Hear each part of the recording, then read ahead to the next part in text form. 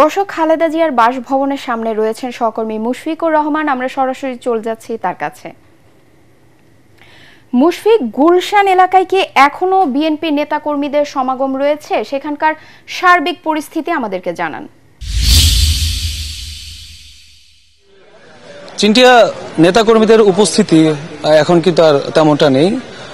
এমনকি বেগম খালেদা জিয়া যখন তার বাড়িতে প্রবেশ করেছেন পরে কিন্তু আসলে আস্তে আস্তে নেতাকর্মীরা এই গুলশানের যে ফিরোজা বাসভবন, সেই বাসভবন থেকে আস্তে আস্তে তাদের গন্তব্যের উদ্দেশ্যে চলে যেতে থাকেন। তবে এখন খুব একটা উপস্থিতি আছে তা না, অল্প কিছু নেতাকর্মী এখন অবস্থান করছেন। এছাড়া নতুন যে খবরটা আমাদের কাছে রয়েছে যে বিএনপির ভারপ্রাপ্ত চেয়ারম্যান তারেক রহমানের স্ত্রী ডক্টর জুবাইদা রহমান তিনি কিন্তু এখন পান্থপথের একটা বেসরকারি হাসপাতালে যাবেন। তার মা সেখানে ভর্তি আছেন তাকে দেখার জন্য।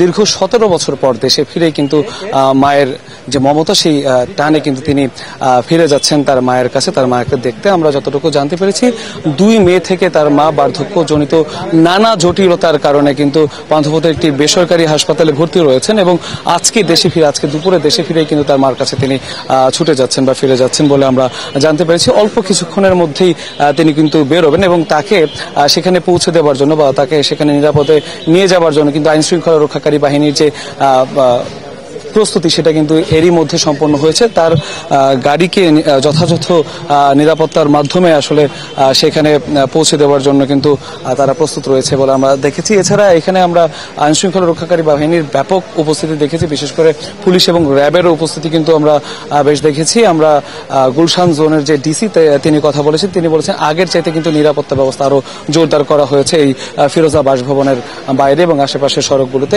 এছাড়া আমরা শুনেছি যে বেগম খালেদা জিয়ার যে ব্যক্তিগত চিকিৎসক তিনি কিন্তু নিশ্চিত করেছেন যে দীর্ঘ 14 ঘন্টার যে একটা জার্নি, সেটা শেষে শারীরিকভাবে কিছুটা ক্লান্ত থাকলেও মানসিকভাবে কিন্তু বেশ উৎফুল্ল রয়েছেন সাবেক প্রধানমন্ত্রী বেগম খালেদা জিয়া। চিন্টিয়া, এই মুহূর্তে কিন্তু আসলে দেখছেন গেটটা খোলা হয়ে গেছে, এখনই কিন্তু বেরিয়ে যাবেন ডক্টর জুবাইদা রহমান। এই ছিল এখনকার মতো আমার কাছে সর্বশেষ। পরবর্তী আপডেট অবশ্যই জানিয়ে দেওয়া হবে।